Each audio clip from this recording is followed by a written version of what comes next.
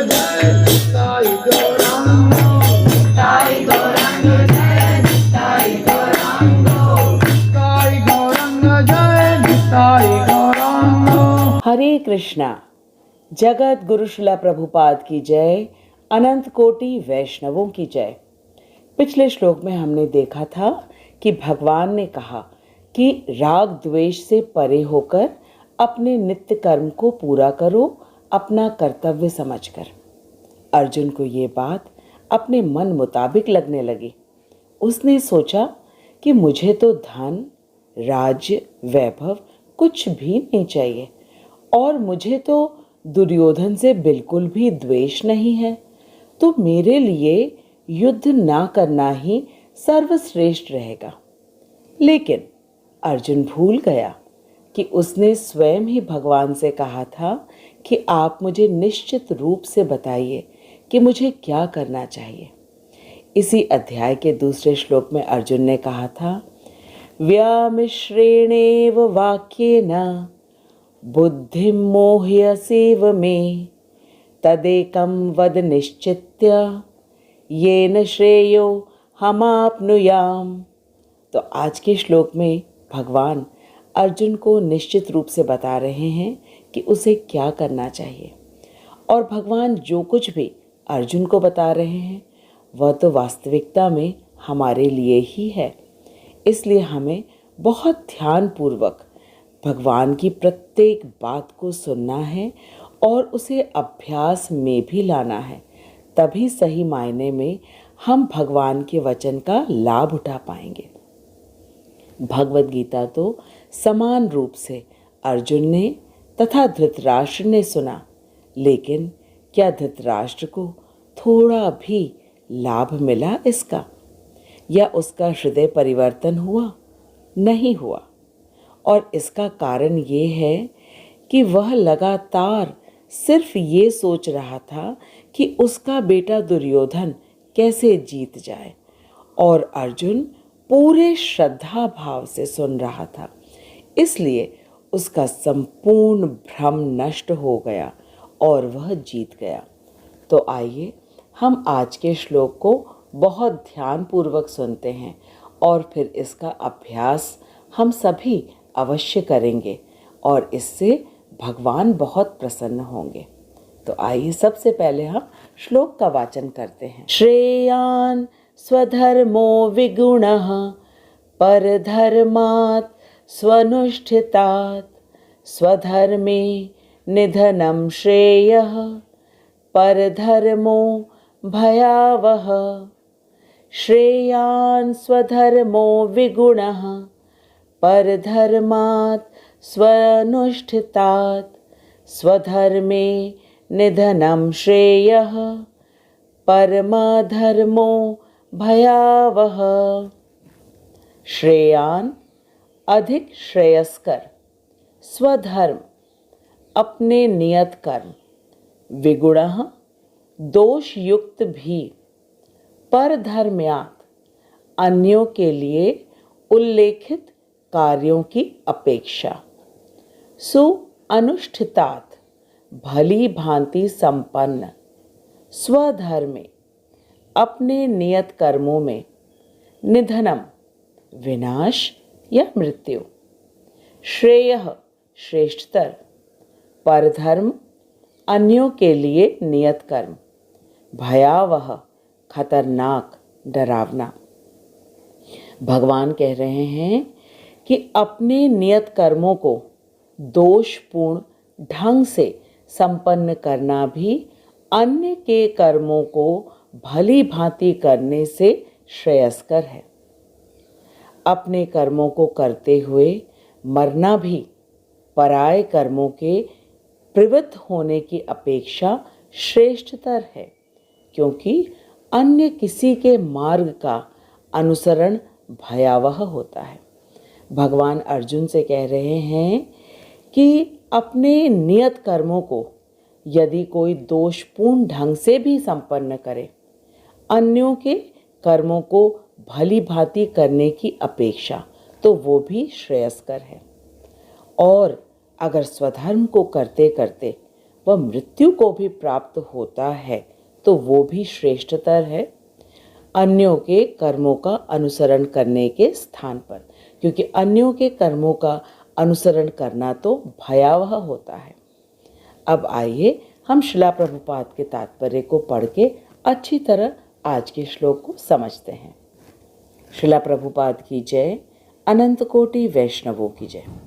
शिला प्रभुपाद कह रहे हैं कि मनुष्य को चाहिए कि वह दूसरों के नियत कर्मों की अपेक्षा अपने नियत कर्मों को करे। प्रत्येक व्यक्ति के लिए उसका नियत कर्म उसके वर्ण तथा आश्रम के अनुसार शास्त्रों में वर्णित है। वेदों में जो वर्णाश्रम धर्म के अनुसार नियत कर्म बताया है वह इसलिए बताया गया है ताकि पूरा समाज सुचारू रूप से चलता रहे और प्रत्येक व्यक्ति अपने नियत कर्मों को करते करते क्रमशः कृष्ण भावना भावित हो सके। भौतिक जगत में प्रत्येक व्यक्ति का नियत कर्म उसके मनोवैज्ञानिक दशा के अनुसार भौतिक प्रकृति के तीनों गुणों के अनुसार होता है तथा आध्यात्मिक कर्म गुरु के आदेश अनुसार कृष्ण की सेवा है।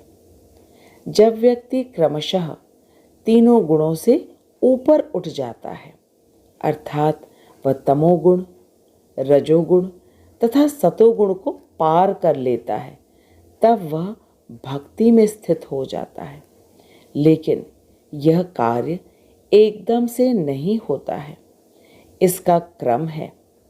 पहले व्यक्ति सकाम कर्म करता है, फिर निष्काम और फिर ज्ञान अर्जित करता है, तब वह भक्ति के भाव में स्थित होता है।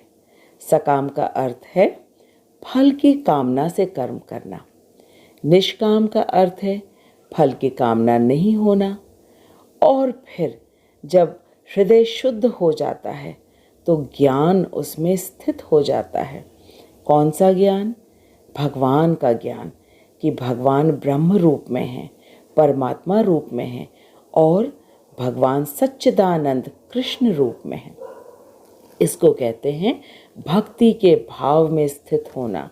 जिस व्यक्ति को भगवान तीनों रूप में समझ में आ जाता है वह भक्ति में स्थित हो जाता है और फिर वह अपने शुद्ध स्वरूप में हो जाता है और वह जान जाता है कि वह नित्य कृष्ण दास है। लेकिन इस स्तर तक पहुंचने के पहले प्रत्येक व्यक्ति को अपने निर्धारित कर्म अवश्य करना चाहिए, एकमात्र कृष्ण की प्रसन्नता के लिए। शिला प्रभुपाद कह रहे हैं कि प्रत्येक व्यक्ति को अपने निर्धारित कर्म करना चाहिए और किसी अन्य का अनुकरण कभी नहीं करना चाहिए। इसके पहले के श्लोकों में भी हमने पढ़ा है कि भगवान का अनुकरण कभी नहीं करना चाहिए बल्कि अनुसरण करना चाहिए। इस श्लोक में भगवान अर्जुन से कह रहे हैं पर धर्मात् स्व अनुष्ठितात्। इसका अर्थ है अन्य व्यक्ति के कार्य को भली भांति करने के अपेक्षा श्रेयान स्वधर्मो विगुणः, अपना स्वधर्म करना श्रेष्ठ है, भले ही वह दोषपूर्ण तरीके से क्यों न हो। विगुण का अर्थ दो है। पहला अर्थ है कि जिसमें दोष दिखाई दे और दूसरा अर्थ है जिसको हम ठीक तरीके से न कर पाएं या किसी कार्य को जब हम ठीक तरीके से करने में असमर्थ हो जाएं। ये विगुणा के अर्थ हैं। अर्जुन को अपने युद्ध करने में दोष दिखने लगा था। उसे लगा कि अपने दादाजी तथा गुरु को मारना महापाप है। दूसरे अध्याय के 5वें श्लोक में अर्जुन ने कहा गुरु न हत्वा हि महानुभावान श्रेयो भोक्तुम भयक्षमपीह लोके। अर्थात अपने गुरुजनों को मारने की अपेक्षा भीख मांगना श्रेयस्कर है, अच्छा है। और उसे लगने लगा कि वह युद्ध नहीं कर पाएगा। अर्जुन ने कहा वेपथुश्च शरीरे मे रोमहर्षश्च जायते गाण्डीवं संस्तते हस्तात् त्यक्तचैव परिद्याहते। अर्जुन ने पहले अध्याय के 29वें श्लोक में ये कहा था। अर्जुन ने कहा कि मेरा सारा शरीर कांप रहा है, मेरे रोंगटे खड़े हो रहे हैं, मेरा गांडीव धनुष मेरे हाथ से फिसल रहा है और मेरी त्वचा जल रही है। ये सब अर्जुन ने कहा ये बताने के लिए कि वह अब क्षत्रिय धर्म का पालन करने में असमर्थ हो रहा है और वह ब्राह्मण का कार्य भिक्षाटन अच्छी तरह कर लेगा।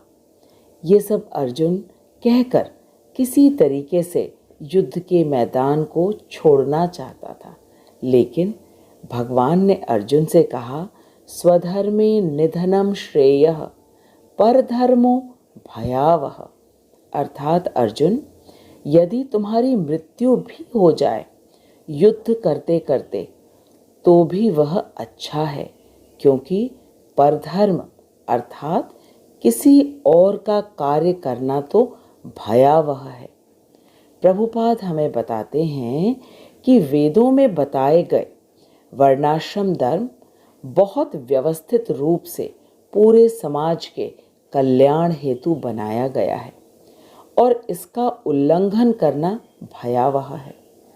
उदाहरण के लिए, किसी विद्यालय में यदि कोई शिक्षिका ये सोचे कि मैं प्रधानाचार्य का काम अच्छी तरह कर लूँगी, या कोई क्लर्क सोचे कि वह टीचर का कार्य खूब अच्छी तरह कर लेगा, तो ये भयावह है, क्योंकि प्रत्येक पद पर नियुक्त व्यक्ति अपने निर्धारित कार्य को करने के लिए नियुक्त है और उसमें वह प्रशिक्षित भी है और उसे अपने कार्य को ही करना चाहिए, भले ही वह उसे पूर्ण रूप से न कर पाए, लेकिन इसकी अपेक्षा किसी दूसरे का कार्य कभी नहीं करना चाहिए।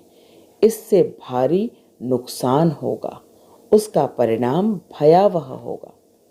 भगवान ने अर्जुन से यही कहा कि तुम क्षत्रिय का कार्य करो, तुम क्षत्रिय का कर्तव्य करो, यही तुम्हारे लिए श्रेयस्कर है, क्योंकि यदि युद्ध करते करते तुम्हारी मृत्यु भी हो जाती है तो तुम्हें स्वर्ग की प्राप्ति होगी।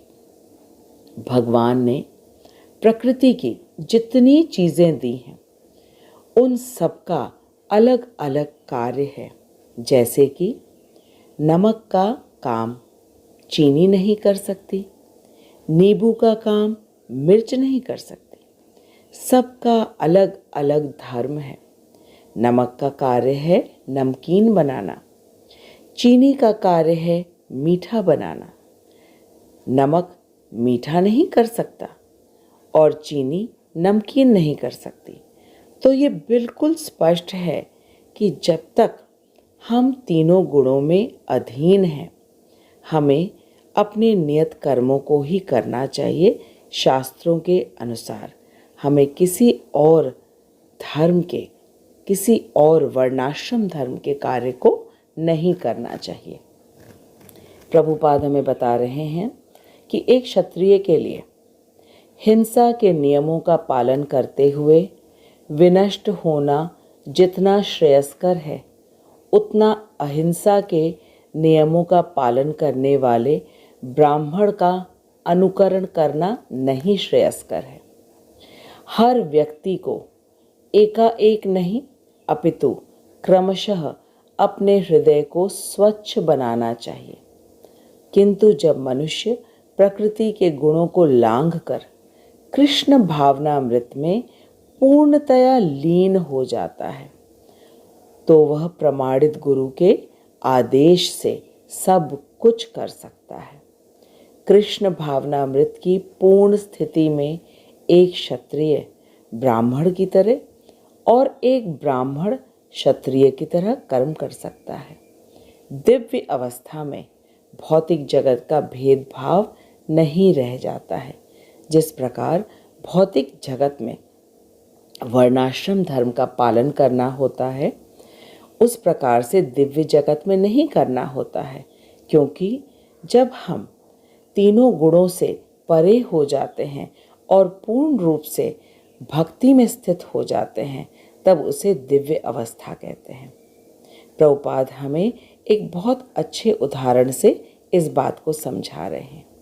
प्रभुपाद कह रहे हैं कि विश्वामित्र एक क्षत्रिय घर में उनका जन्म हुआ था, किंतु बाद में वे ब्राह्मण हो गए। इसी प्रकार परशुराम पहले ब्राह्मण थे, किंतु वे बाद में क्षत्रिय बन गए।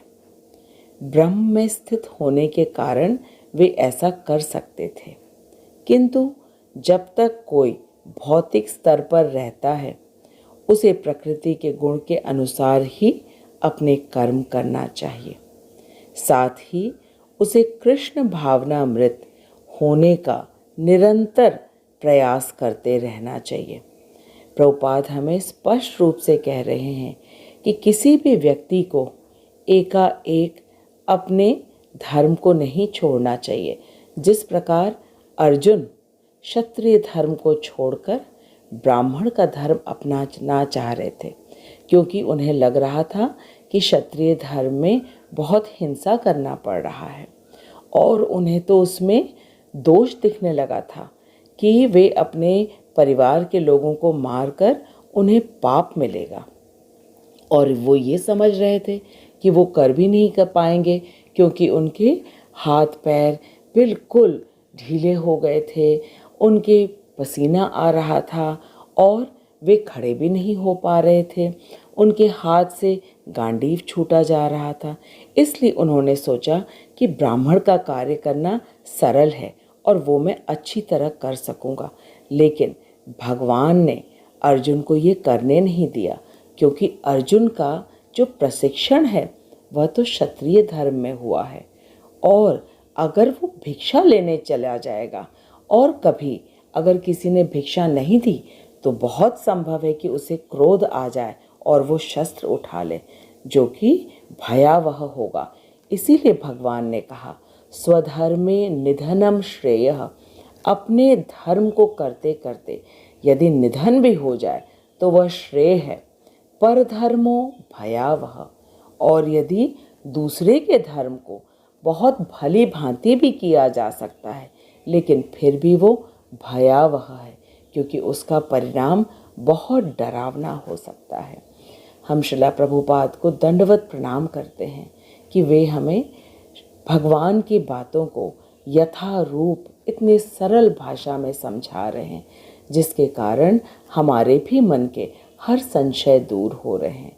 और मैं आप सबका धन्यवाद देती हूँ कि आपने इतने धैर्यपूर्वक और इतने ध्यानपूर्वक भगवद गीता के श्लोक को सुना और समझा। अब आइए हम 2 प्रश्नों का उत्तर देते हैं, ताकि हमें पूर्ण रूप से विश्वास हो जाए कि हमने इस श्लोक को अच्छी तरह समझ लिया। पहला प्रश्न है, भगवान ने अर्जुन को स्वधर्म करने के लिए क्यों कहा? दूसरा प्रश्न, परधर्म को भयावह भगवान ने क्यों कहा है? आप अपने उत्तर कमेंट बॉक्स में दीजिएगा, और यदि कोई प्रश्न हो वह भी पूछिएगा। प्रभुपाद की कृपा से मैं आपके प्रश्नों का उत्तर देने का पूर्ण प्रयास करूंगी। हरे कृष्णा। जगत गुरु श्रीला प्रभुपाद की जय। अनंत कोटि वैष्णवों की जय। हरे कृष्णा।